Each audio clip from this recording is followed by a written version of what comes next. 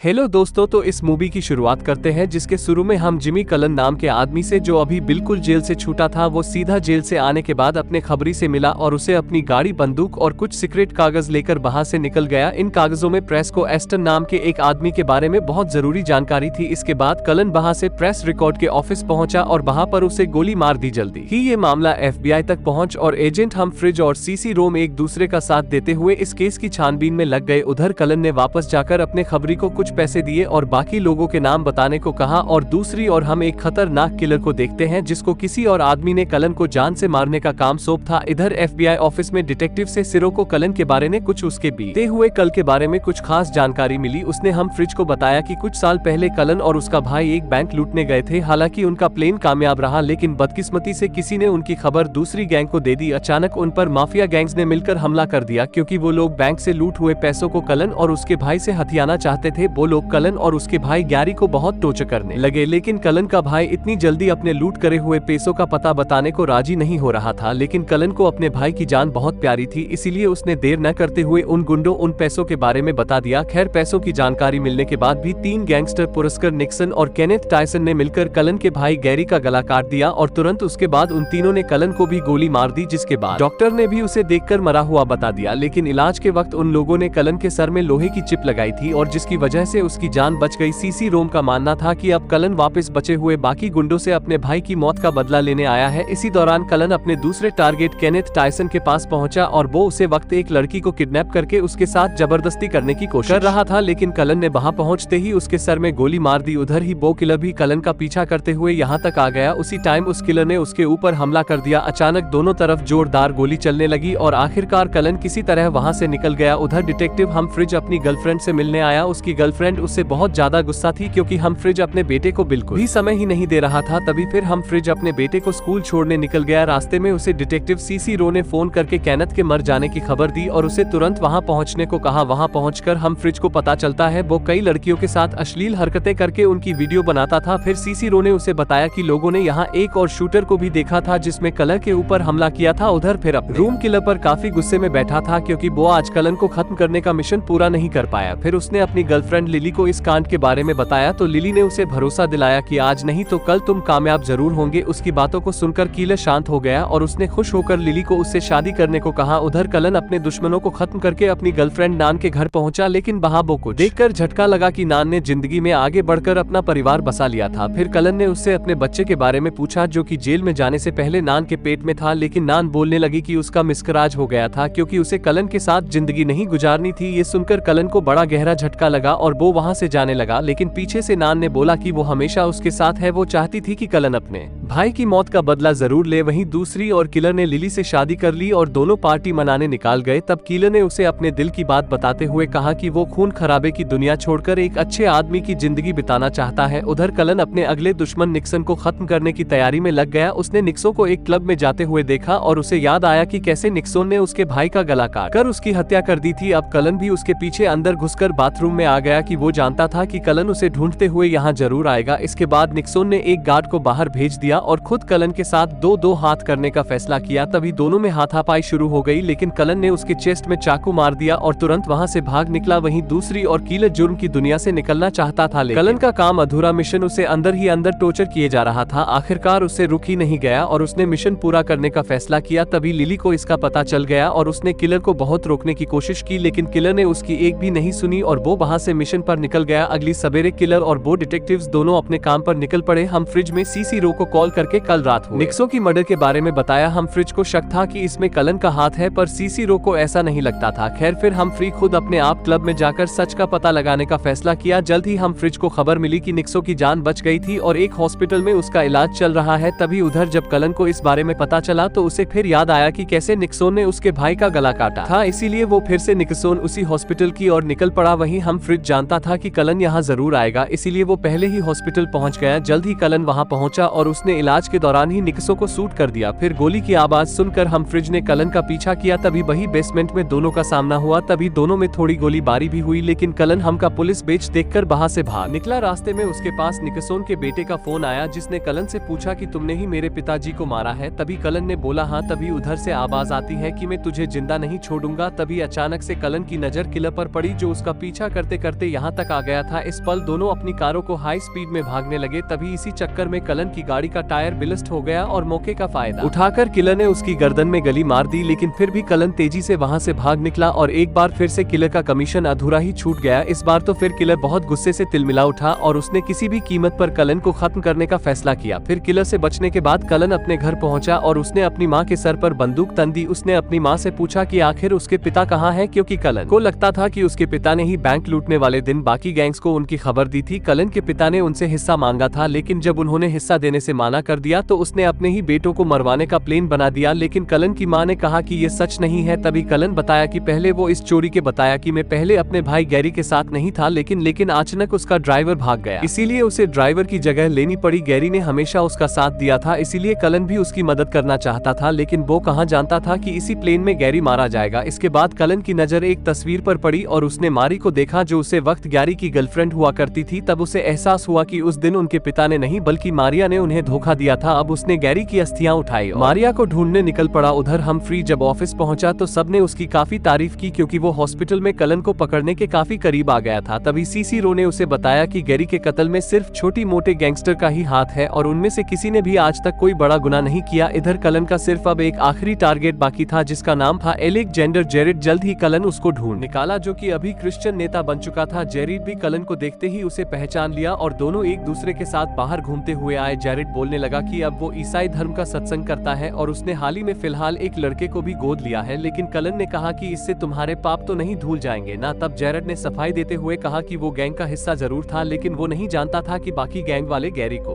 खत्म करने की फिराक में थे। उसने उन्हें रोकने की भी कोशिश की, लेकिन वो गैरी को बचा नहीं पाया। जेरेड ने कहा कि उसे तो सिर्फ दरवाजे की रखवाली करने के लिए बुलाया गया था और सच में उसे इस प्लेन के बारे में कुछ भी मालूम नहीं था। इसके बाद उसे जेल की सजा भी हुई और वहाँ से जब वो बाहर निकला तो एकदम बदल चुका था। तब उसने अपने सारे गलत काम को छोड़ दिया और अपनी पूरी जिंदगी लोगों की सेवा में लगाने का फैसला किया। उसकी कहानी सुनकर कलन का भी दिल पिघल गया और वो जेरेड को गोली नहीं मार पाया। आखिरकार उसने जेरेड को माफ करके घर वापस लौट जान को कहा। इसके बाद कलन एक कैंप में अकेला बैठा था कि अचानक किलर वहाँ उसे मारने आ गया। तभी उसी टाइम डिटेक्टिव हमफ्रिज भी वहाँ आ गया और उसने सीसीरो को फोन करके बताया कि वो कलन को पकड़ने जा रहा है। ये सुनकर सीसीरो घबरा गई और उसने हमफ्रिज को बाकी पुलिस वालों के आने तक इंतजार करने को कहा, लेकिन हमफ्रिज बोलने लगा कि इतना टाइम नहीं है। दूसरी ओर अंदर कलन ने अपनी लिस्ट देखी, जिसमें उन सभी लोगों के नाम थे जिनसे उसे बदला लेना था। उसने देखा कि अब सिर्फ एक नाम बाकी था और वो था वो आदमी जिसने किलर को कलन को मारने का मिशन दिया था। लेकिन कलन ये नहीं जानता था कि आखिर ये है कौन। अब किलर और कलन एक दूसरे पर हमला करने वाले थे कि अचानक हमफ्रिज ने वहां कर किलर पर बंदूक तन दी। जैसे किलर ने अपनी बंदूक नीचे करी तो हमफ्रिज ने कलन को गोली मार दी और तब ये खुलासा होता है कि गैरी की मौत का आखिरी जिम्मेदार हमफ्रिज ही था। लेकिन कलन इसके बारे में नहीं जानता था। वही कलन को एहसास हुआ कि हमफ्रिज ही वो आदमी था जिसने उसे कलन को करने का मिशन दिया था। फिर हमफ्रिज ने बताया कि गैरी की गर्लफ्रेंड उसकी खबरी थी और उसने कलन और गैरी के प्लेन की खबर हमफ्रिज को दी थी। आखिरकार हमफ्रिज ने किलर को इस मिशन के पैसे दिए, लेकिन किलर ने पैसे लेने से मना कर दिया क्योंकि उसने काम पूरा ही नहीं किया था। खैर, इसके बाद वो इस खून खराबे की दुनिया हमेशा के लिए छोड़कर लिली के पास चला गया। इधर डिटेक्टिव सीसीरो हमफ्रिज की मदद करने आ रही थी कि रास्ते में उसे एहसास हुआ कि हमफ्रिज तो शुरुआत से कलन के बारे में सब कुछ जानता था। अब कलन को मारकर हमफ्रिज का रास्ता एकदम साफ हो चुका था, इसीलिए उसने मारिया को फोन करके कहा कि वो घर लौट रहा है। तभी अचानक से किसी ने पीछे से उसे शूट कर दिया। ये कोई और नहीं बल्कि कलन ही था, जिसके सर में एक चिप लगी थी, जिसकी वजह से उसकी जान बच गई। जल्द ही एसबीआई की टीम वहां पहुंची और उन्हें हमफ्रिज की लाश मिली, लेकिन सीसीरो ने हमफ्रिज की असलियत छिपाए रखने का फैसला किया। आखिरकार कलन का बदला पूरा हो गया था, इसीलिए उसने गैरी की अस्थियां समुद्र में बहा दी और अपने रास्ते पर निकाल गया। और उसी के साथ दोस्तों इस शानदार मूवी का एंड हो जाता है। और इसी के साथ में दोस्तों अपने भाई को सपोर्ट करने के लिए इस चैनल को सब्सक्राइब करना ना भूले। ओके, बाय बाय दोस्तों।